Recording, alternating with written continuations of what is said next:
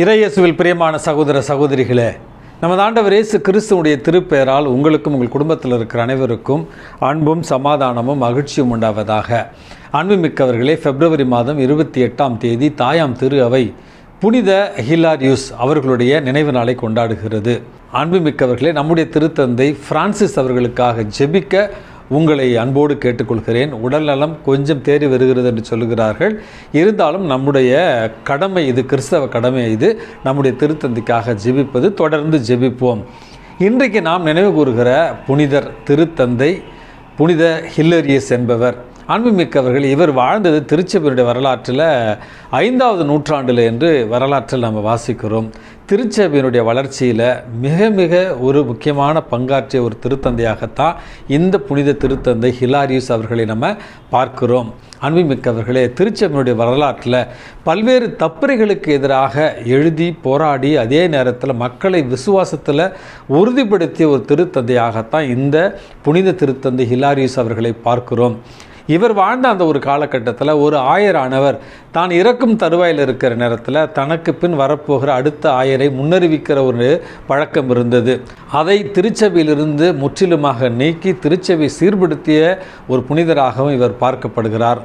இவர் திருச்சபையில் மறுமலர்ச்சியையும் அதே நேரத்தில் சீர்திருத்தத்தையும் ஏற்படுத்திய ஒரு காரணத்தினால் பல்வேறு நேரங்களில் இவர் நாடு கடத்தப்பட்டதாகவும் தப்பித்து ஓடியதாகவும் வரலாறு உண்டு. ரோம் நகரத்தில் இருக்கிற பல்வேறு பேராலயங்களை கட்டி எழுப்பிய பெருமையும் அழகுபடுத்திய பெருமையும் இந்த திருத்தந்தை ஹிலாரியுஸ் அவர்களையே சாரும்.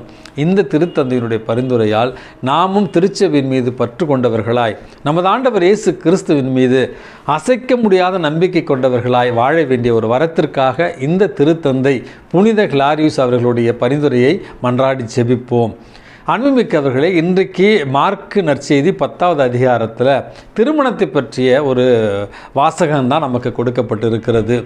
இயேசுவிடத்தில் பரிசேயர்கள் ஒருவர் தன்னுடைய மனைவியை எக்காரணத்தை கொண்டாவது விலக்கி விடுவது முறையா அப்படி என்கிற ஒரு கேள்வியை கேட்கிறார்கள். அதற்கு தான் தொடக்க நூலிலிருந்து நமது ஆண்டவர் இயேசு கிறிஸ்து அவர்களுக்கான விளக்கத்தை கொடுக்கிறார். தொடக்கத்தில் கடவுள் ஆணும் பெண்ணுமாக படைத்திருக்கிறார்.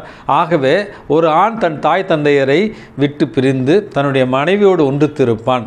இனி இவர்கள் இருவரும் இருவரல்ல, ஒருவர் தான். ஆகவே கடவுள் இணைத்ததை மனிதர்கள் பிரிக்காது இருக்கட்டும் அப்படி என்று சொல்லி மன விலக்குக்கான காரணம், மோசே கொடுத்ததற்கான காரணம் மனிதர்களுடைய கடின உள்ளத்தை பொறுத்தே அப்படி என்று சொல்லி இறைவனுக்கும் நமக்கும் இருக்கிற உறவை போன்று தான் மனிதர்களுக்குள் இருக்கிற அந்த உறவானது. ஆகவே இறைவனுக்கும் நமக்கு இருக்கிற உறவு என்பது ஒரு உடன்படிக்கையாக இருப்பது போல, அன்பால் இணைக்கப்பட்டு இருப்பது போல மனிதர்களுக்குள்ளே இருக்கிற இந்த அன்பானது உடன்படிக்கையை போன்று தான் இருக்க வேண்டும். மாறாக அது ஒரு ஒப்பந்தமாக இருக்கக்கூடாது, ஒரு கான்ட்ராக்டாக இருக்கக்கூடாது என்பதைத்தான் இறைவன் இன்றைக்கு தெளிவுபடுத்துகிறார்.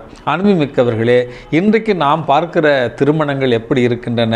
10 திருமணங்கள் நடந்தால் குறைந்தபட்சம் 3-4 திருமணங்கள் ஓர் ஆண்டிலேயே 2 ஆண்டிலேயே விவாகரத்தை தேடி வருகிற அல்லது கவுன்சிலிங்காக வருகிற ஒரு சூழ்நிலையை தான் இன்றைக்கு நம்ம பார்த்து கொண்டிருக்கிறோம்.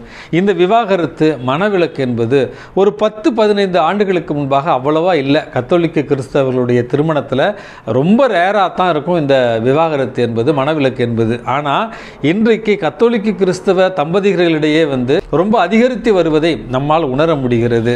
விளையாட்டாக சொல்லுவாங்க, அதாவது ஒரு மனைவியை யாரை கடத்திட்டு போயிட்டாங்களாம். அப்போது கடத்திட்டு போனவன் கணவனுக்கு ஃபோன் அடிக்கிறான், இது மாதிரி உங்கள் மனைவியை நாங்கள் தான் கடத்தி வச்சுருக்கிறோம், நீங்கள் ஒரு 5 லட்சம் கொடுத்தீங்கன்னா உங்கள் மனைவியை நாங்கள் ரிலீஸ் பண்ணிவிடுறோம் அப்படின்னு கடத்திட்டு போனவன் சொன்னானா.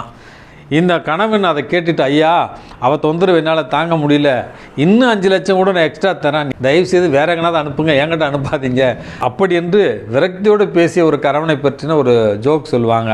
மனைவியை பற்றி சொல்லணுன்னா, மனைவிக்கு தலைவலி, அதனால் கணவன்கிட்ட கேட்குறாங்க, ஏங்க கொஞ்சம் எனக்கு தலைவலி தைலம் தடவி விடுறீங்களா அப்படின்னு சொன்ன நேரத்தில் கணவன் மனைவிக்கு தைலம் தடவி விட்டுட்டே கேட்குறான், ஏம்மா இப்போ தலைவலிக்குது உனக்கு, நான் தைலம் தடவி விடுறேன், கல்யாணத்துக்கு முன்னாலெல்லாம் தலைவலி வந்தால் நீ என்ன பண்ணுவேன் அப்படின்னு கணவன் மனைவிக்கிட்ட கேட்டானா.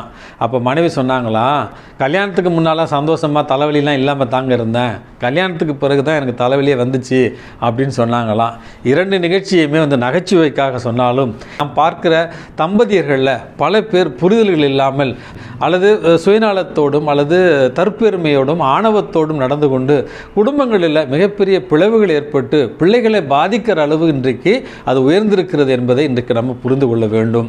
அன்புமிக்கவர்களே, நமது ஆண்டவர் இயேசு கிறிஸ்து மிக தெளிவாக சொல்லுகிறார், கடவுளுக்கும் நமக்கும் இருக்கிற உறவு என்பது உடன்படிக்கை, அன்பால் பிணைக்கப்பட்டது, புரிதலால் அது இணைக்கப்பட்டு இருக்கிறது, ஒருவருக்கு இருக்கிற பிரமாணிக்கத்தால் அது வளம் பெறுகிறது.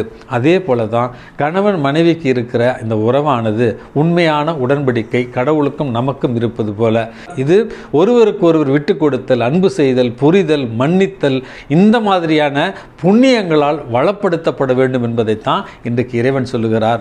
சின்ன சின்ன புரிதல் இல்லாத ஒரு சூழல், தற்பெருமை, ஆணவம், இவற்றின் காரணமாக இந்த பிரமாணிக்கும் முறிவுபடக்கூடாது என்பதை இன்றைக்கு நம்ம புரிந்து கொள்ள வேண்டும். ஆகவே அன்புமிக்கவர்களே, திருமணமான தம்பதியருக்காக தனிப்பட்ட முறையில் இன்றைக்கு நம்ம ஜெபிப்போம். அவர்கள் கிறிஸ்துவின் பிரதிநிதிகளாய் கிறிஸ்துவை பிரதிபலிக்கிற, கிறிஸ்துவனுடைய அன்பை பிரதிபலிக்கிற நல்ல தம்பதியினராய் வாழ வேண்டிய ஒரு வரத்திற்காக அவர்களுக்காக ஜெபிப்போம்.